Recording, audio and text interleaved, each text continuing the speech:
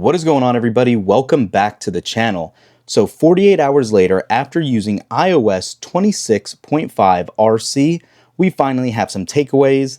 If you missed that initial video about the RC, and we go under settings, general about, you can see this RC build carries a build number of 23F75. This might be the first or last RC, and from what I'm seeing, I honestly do think we will be receiving a second RC, and I'll tell you why in a minute. But Apple has recently been re-releasing RCs at the end of the week that the first RC comes out. So as soon as tomorrow or Friday, the 8th, we could indeed see a second RC here. And the reason I say this is because if we go under settings and then battery, let's jump into what everyone wants to know, and that is how battery performance is. You can see I've had substantially higher battery usage over these last couple days. And if we go look at yesterday specifically, which is the first full day since the beta came out, I did have 8.5 hours almost of screen active time and 5 hours of screen idle. That's a little lower than what I usually have for my idle time for it to be draining as quickly as it is.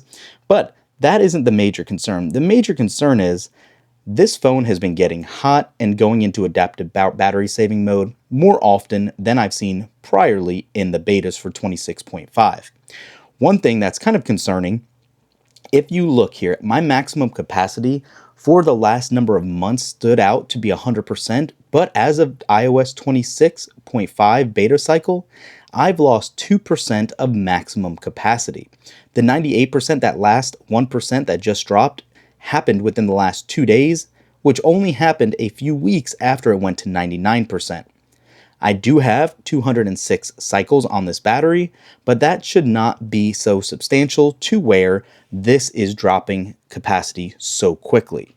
The phone heating up, apps not being optimized is probably one of the main reasons this is happening. And as you can see here again, I'm using more battery than usual on certain apps, but I haven't actually done anything crazy where I'm using the phone any extra. I'm using it how I typically have, and we are definitely seeing warmer than normal temperatures on this iPhone 17 Pro Max. Now, having said that, aside from this, I have seen random glitches where the app icons weren't loading when swiping through pages. I have seen a couple of dropped frame rates as well. And all in all, it just doesn't seem quite as polished as what you would expect for an RC to have.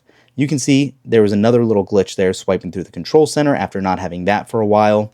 It is repeatable and it does consistently happen. So take that for what you want. Again, it's just what I assume, but I do think we will see another RC coming probably tomorrow. Now, if we do not, or even if we do, I still do think that we will see this public release on the 11th, which is next Monday, as Apple does seem to work pretty quickly to resolve some of these issues to go live within their typical window that we anticipate. So if that happens, again, public release still should be around the week of the 11th, which is just a couple of days away. If you do like Geekbench scores and you're a big numbers person, as you can see here, this was the most recent one we ran, which was just a little while ago today, and it did substantially bounce back from the one we ran on Monday, but currently we have a single core score of 3561 and a multi-core score of 9419. And again, you can see from May 4th to May 6th, when it was substantially lower, we knew that was an issue. It does look to have bounced back and is right on par basically with the other betas. So nothing crazy, nothing really, this isn't ever tell the whole story, but if you're a numbers person, that should give you a little bit of an idea of what to expect. And then again, for this whole beta, there is not anything really new here. That is coming in iOS 26.5, so there's no rush to go out and install this unless you do really like having basically RCS messaging end-to-end encryption. That is now officially confirmed to go live. If you talk to a lot of friends with Android phones, it will be live in this beta. Aside from that, we know Apple Maps is also going to be getting an ad feature now, unfortunately.